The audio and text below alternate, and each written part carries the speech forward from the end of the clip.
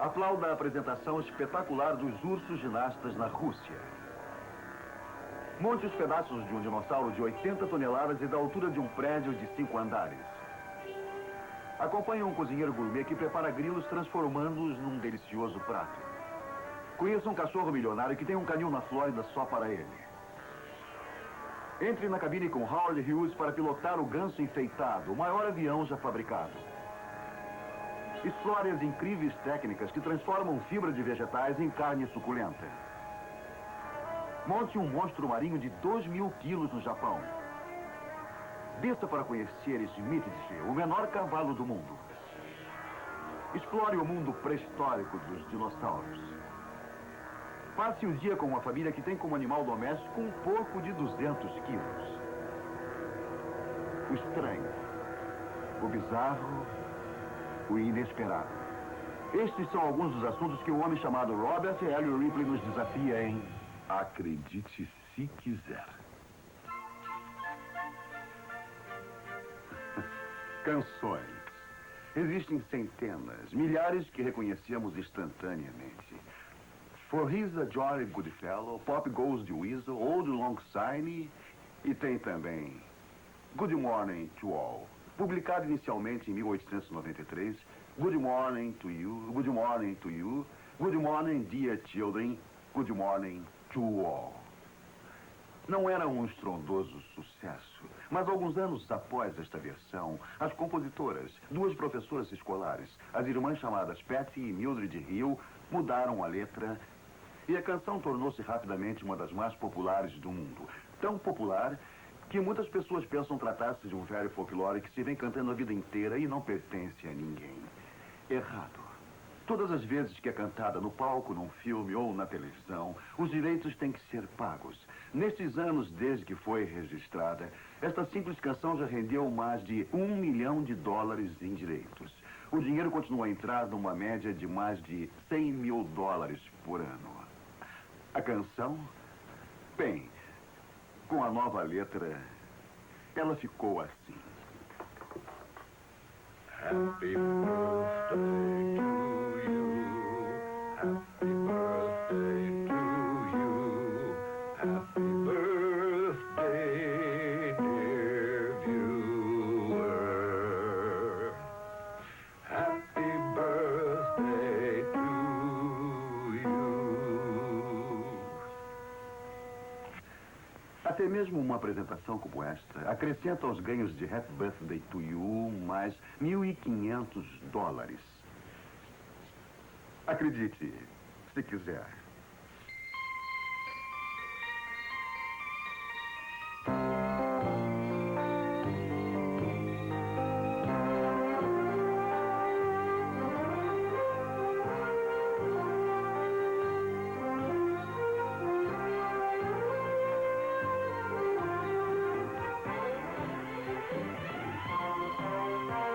Acredite se quiser.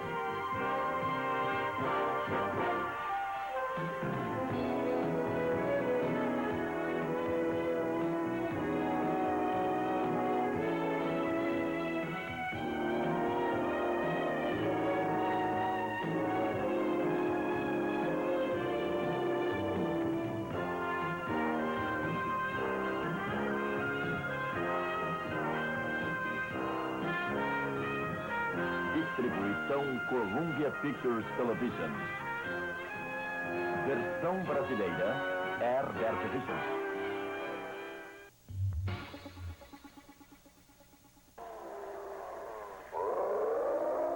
Para as crianças, um dinossauro artificial fornece um tremendo combustível para incendiar a imaginação. Todavia, tais criaturas não são fantasia, mas realidade.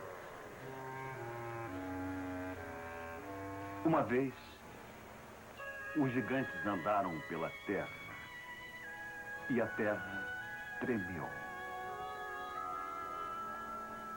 E o nosso planeta era todinho deles. Os dinossauros às vezes chegavam a pesar 50 toneladas ou mais e mediam 25 metros. Esses répteis eram tão enormes, tão poderosos, que toda a vida animal na época devia andar em suas sombras. Em comparação com este colosso, o homem parece minúsculo, quase uma insignificante coisinha. Enquanto o ser humano só está na Terra há uns 5 milhões de anos, a dinastia destes répteis gigantes dominou o nosso planeta durante uns 150 milhões de anos. No princípio do século XX, pesquisadores descobriram no oeste do Canadá o que havia sido de fato um cemitério de dinossauros. Desde que a existência dos dinossauros havia sido provada há apenas 50 anos, a competição científica pela primazia de recuperar um esqueleto levou-os a aplicar técnicas não científicas.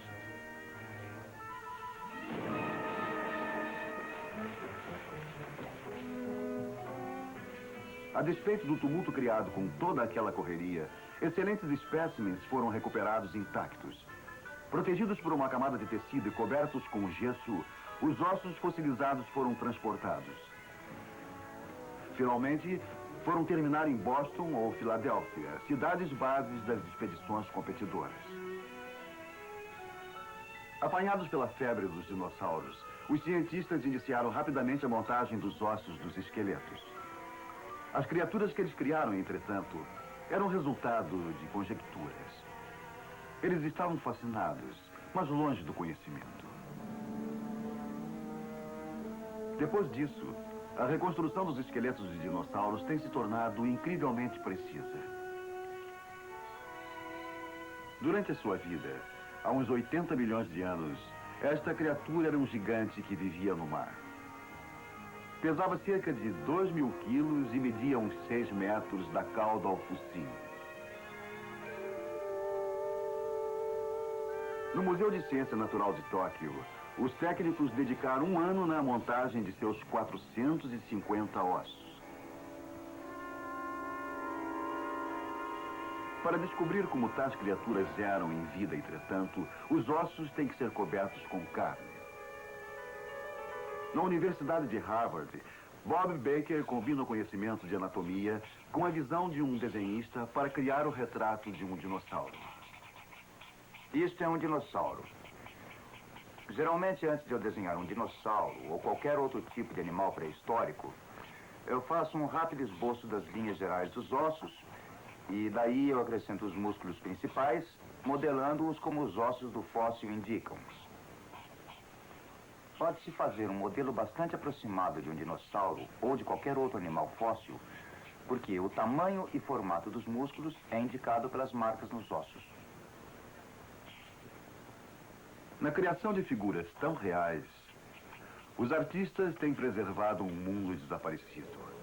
Trazidos à vida nas telas deste museu, os gigantes primitivos ainda percorrem os pântanos de seu antigo domínio. Répteis lustrosos de enorme tamanho, alguns com asas como pássaros ou barbatanas como peixes, possuíam um planeta inteiro sob seu comando. Alguns de aparência tão estranha que parecem produtos da imaginação. Todavia, eles existiram. Para trazê-los à vida, Hollywood inventou sua própria versão desse mundo pré-histórico perdido.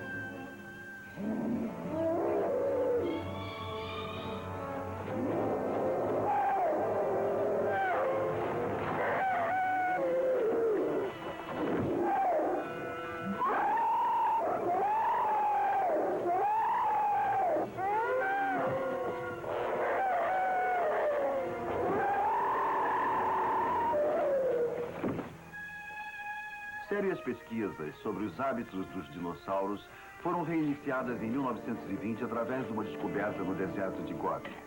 Uma expedição descobriu provas bem conservadas do que os cientistas há muito presumiam. Assim como os outros répteis, os dinossauros punham ovos. Dentro das cascas fossilizadas havia outra incrível descoberta: fragmentos de filhotes de dinossauros não nascidos.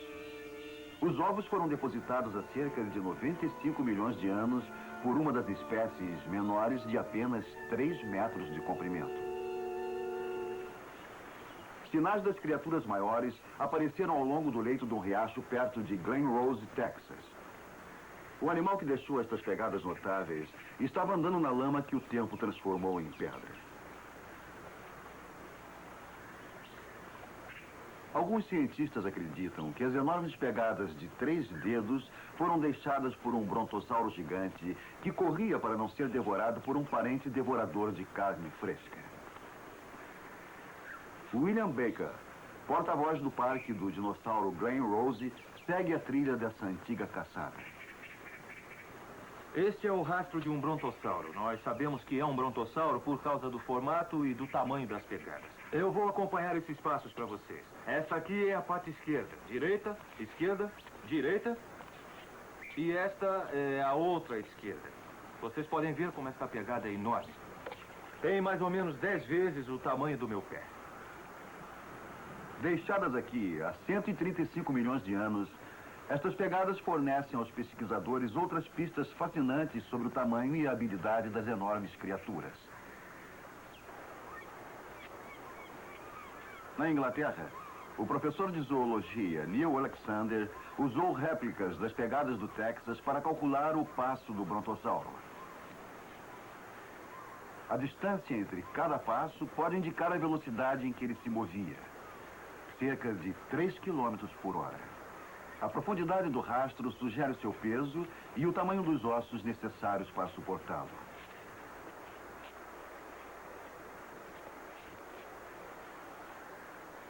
Esta é uma réplica dos ossos do animal que julgamos ter feito essas pegadas. São de um brontossauro.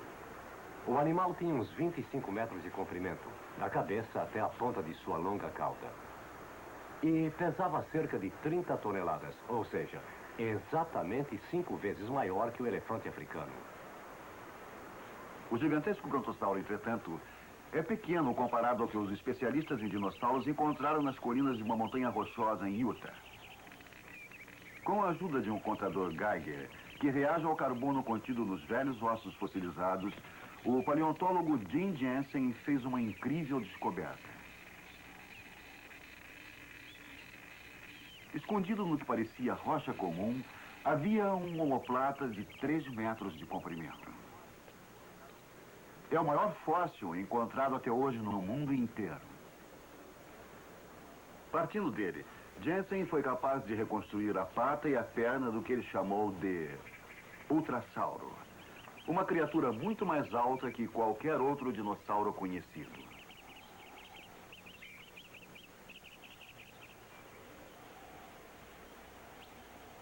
Em vida, ele pesava mais de 80 toneladas e poderia olhar pela janela de um edifício de 5 andares.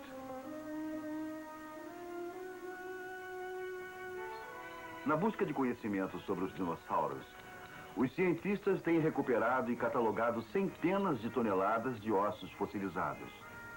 Através deles, conseguem identificar várias centenas de espécies diferentes que vão das criaturas pássaros gigantes a pequenos animais do tamanho de um gato.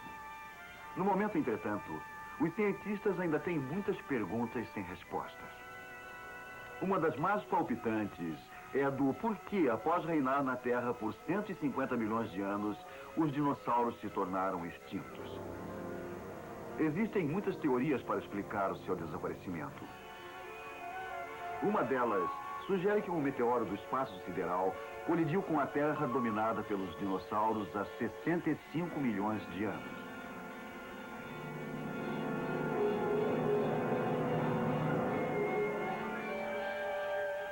Na incrível nuvem de pó de tal explosão, o Sol ficou encoberto. Na longa noite que se seguiu, os dinossauros morreram. Os cientistas atualmente creem que muitos destes répteis eram muito mais inteligentes do que se acreditava anteriormente. Embora extinto há 65 milhões de anos, o dinossauro ainda vive dentro da mente humana. Um espectro de um mundo primitivo que continua a estarrecer a ciência e a cativar a imaginação. Acredite, se quiser.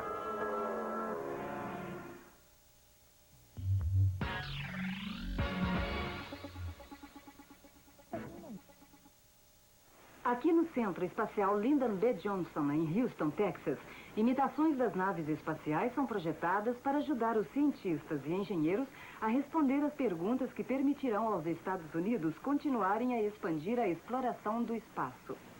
Uma das perguntas mais importantes é: o que há para o almoço?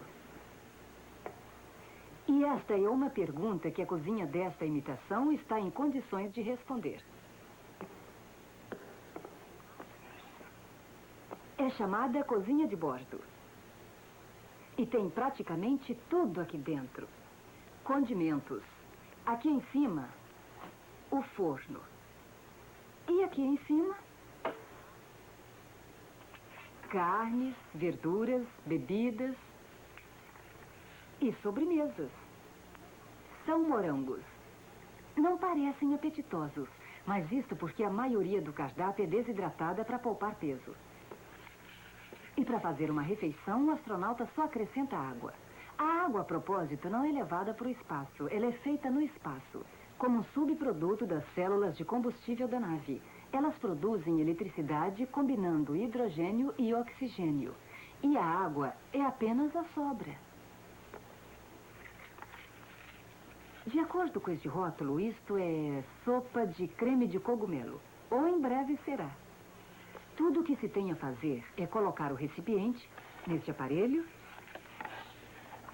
e aquela agulha ali no fundo injetará no pacote 200 gramas de água exatamente. E pronto. Agora, para esquentá-la, você coloca no forno. E liga o forno. Agora você já pode sentar e apreciar essa delícia de gourmet.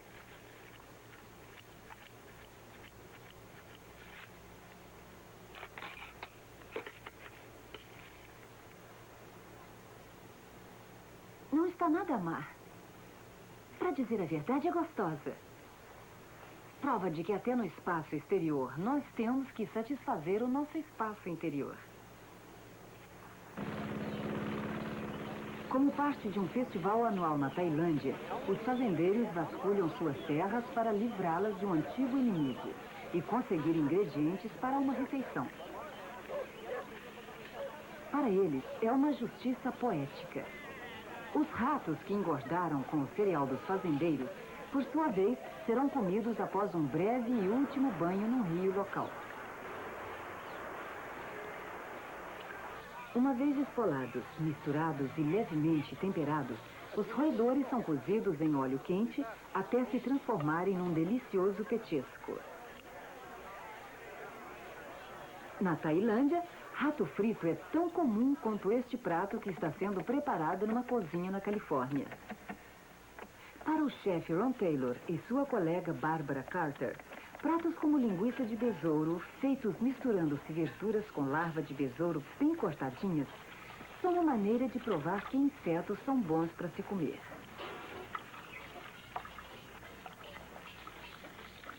Eles não somente têm pouco colesterol e muita proteína, mas são uma alternativa gostosa e atraente aos pratos costumeiros.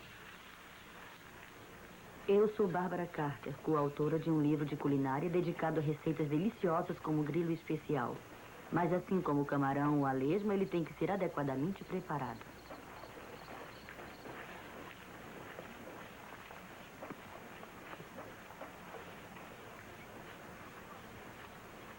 Veja bem, eu arranco fora a cabeça porque é ruidosa para mastigar e eu não gosto do ruído. Ron deixa as dele.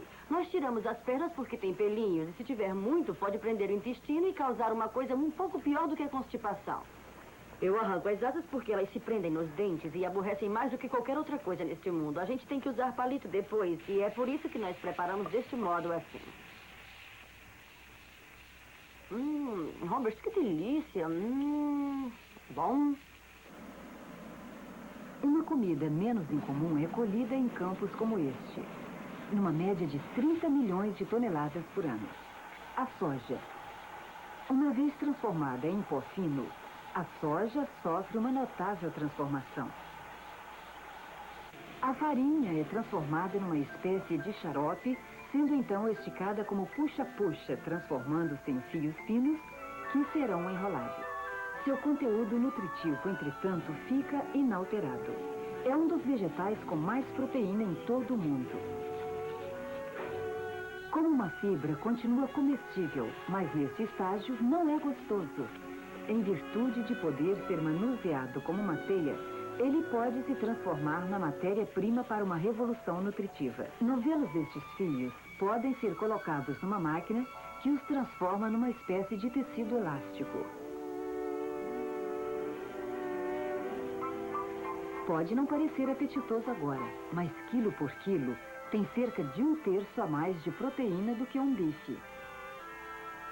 Após a cor apropriada e vitaminas selecionadas serem adicionadas, ela sai do outro lado da máquina como carne artificial no tamanho ou formato desejados. Esta linguiça é feita de soja reconstituída. E esta galinha jamais cacarejou ou botou um ovo.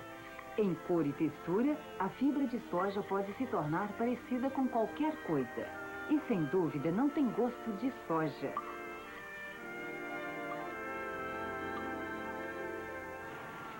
Na natureza, a transformação de vegetais em produtos animais não é novidade. A vaca vem fazendo isso há muito tempo. Ela come capim e produz o leite. Para ajudar as vacas a serem mais eficientes, o inglês instalou máquinas de ordenhar enquanto elas passeiam no carrossel. É uma nova técnica, mas o leite continua vindo do mesmo lugar de sempre. Esta máquina, entretanto, faz parte de um aparelho que elimina a vaca do processo de fazer leite. Esta máquina duplica o processo químico do aparelho digestivo de uma vaca.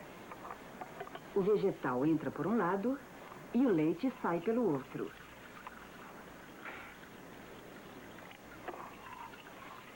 Chama-se fábrica de leite. É enlatado e vendido nas lojas de alimentos dietéticos. Levou 8 anos para aperfeiçoar a máquina, mas ela faz quase tudo que a vaca faz, menos mugir. Houve uma época em que, se você tentasse vender estes lindos tomates numa quitanda, eles teriam sido confiscados e você seria preso por colocar a saúde pública em perigo. Por mais incrível que possa parecer, mais ou menos no início do século XVIII, havia uma superstição de que tomate era venenoso. Na época, eram chamados de maçãs do amor ou pêssego do lobo. Julgava-se que eles causavam apendicite, febre cerebral e a morte era quase certa. Essa crença errônea teria persistido se não fosse por um homem, Robert Johnson. Em 26 de setembro de 1820, ele anunciou que ficaria em pé na escadaria da Corte de Justiça em Salem, Nova Jersey, e ia devorar não um, mas um cesto cheio do terrível pêssego do lobo. Tal anúncio foi feito para atrair uma grande multidão. E atraiu. Um médico chegou a prever que Johnson iria começar a babar e a agonizar de maneira grotesca até morrer. Mas tal profecia da morte não conseguiu desencorajar Johnson. Na hora marcada, com o público observando fascinado, ele começou a comer.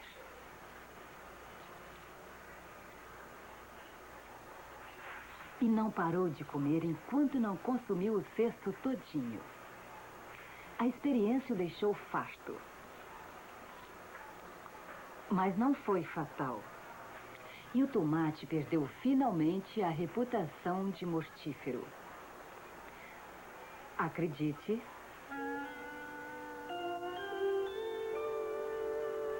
se quiser.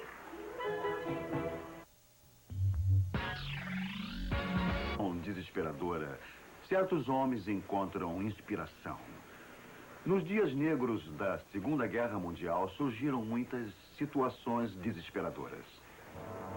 Nos primeiros 7 meses de 1942, quase 700 navios aliados foram a pique no Atlântico Norte pelos submarinos nazistas. Os navios aliados, para eles, eram presas fáceis.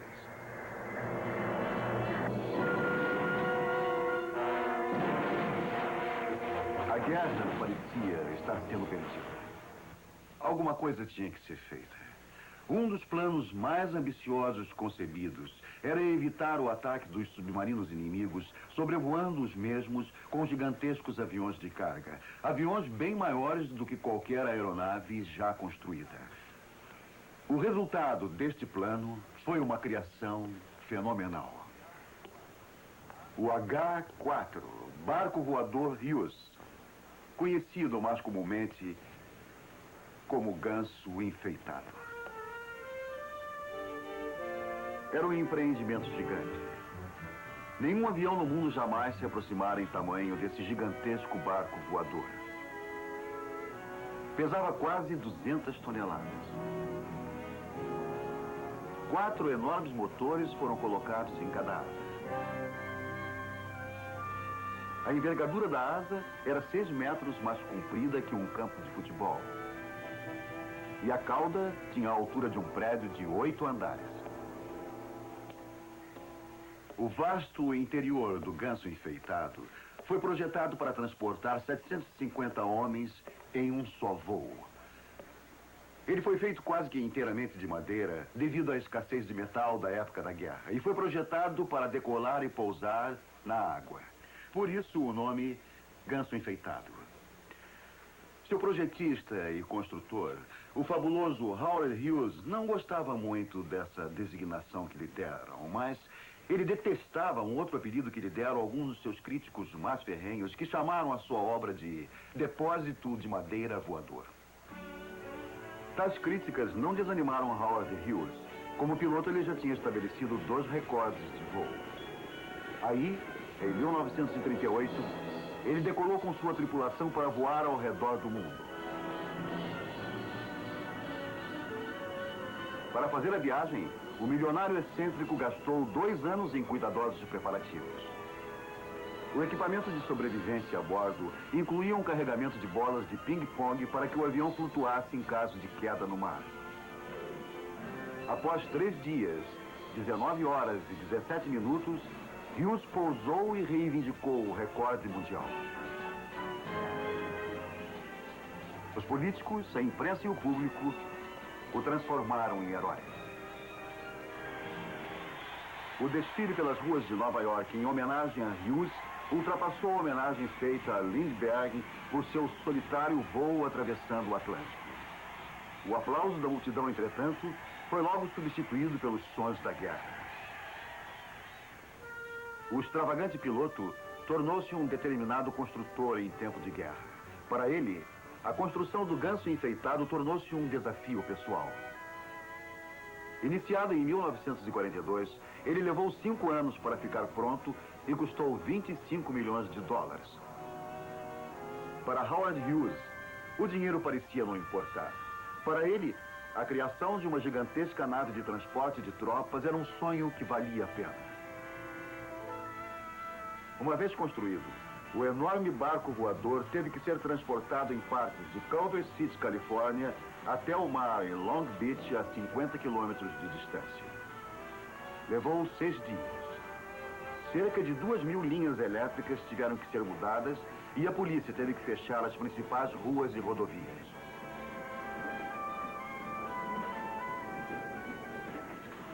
As partes gigantes do monstruoso avião foram transportadas em carretas usadas normalmente para transportar cargas.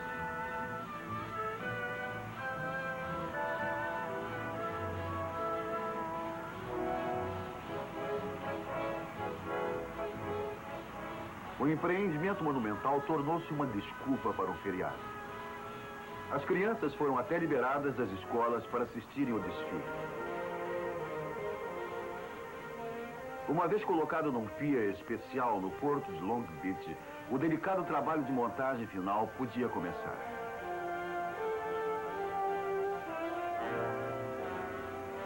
Quando todas as peças estavam prontas para serem montadas, a guerra que havia inspirado a criação do ganso enfeitado já tinha terminado há quase um ano.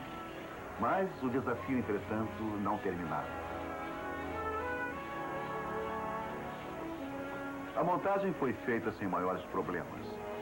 Howard Hughes tinha superado todos os obstáculos, menos um.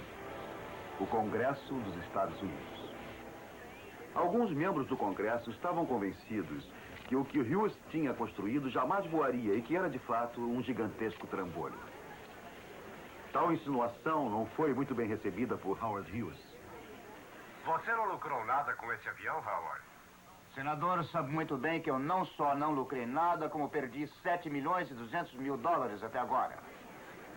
Eu tenho gasto muito tempo de minha vida nessa coisa e tenho a minha reputação em jogo.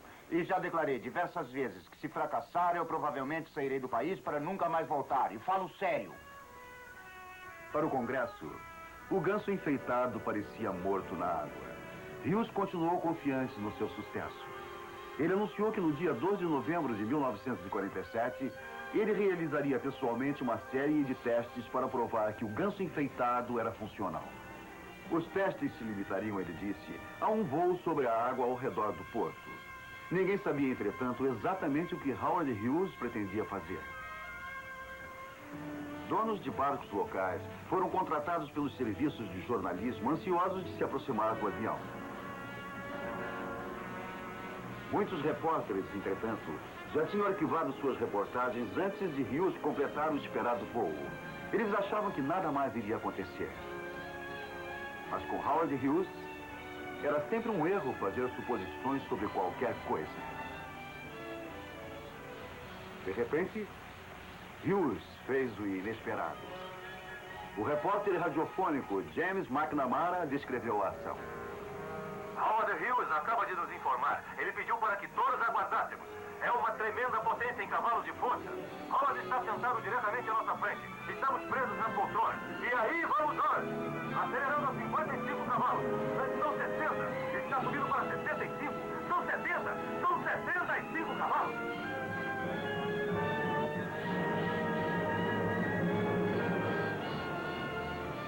Estivemos no ar por apenas um instante. E estivemos realmente no ar. Howard, você esperava isso? É claro, eu gosto de fazer surpresas. Você ficou surpreso ou não? Não, eu gosto de fazer surpresas. Howard Hughes havia provado sua tese. O ganso enfeitado podia voar. Mas após aquele único e breve momento, ele nunca mais voou. Hughes era um homem impenetravelmente misterioso. E ninguém jamais saberá os seus motivos com certeza. Como experiência, o ganso enfeitado foi tanto um sucesso como um fracasso. Funcionou, mas a guerra, a razão de sua fabricação, havia terminado. Durante os 36 anos seguintes, o ganso enfeitado esteve guardado. Ele custou cerca de 25 milhões de dólares e voou menos de uma milha. Fracasso ou triunfo? Muitas vezes, somente o tempo poderá dizer. O ganso enfeitado está em exposição permanente em Long Beach, Califórnia. Um gigantesco monumento a um sonho colossal. Um epitáfio para o único homem que o fez voar. Howard Hughes. Acredite, se quiser.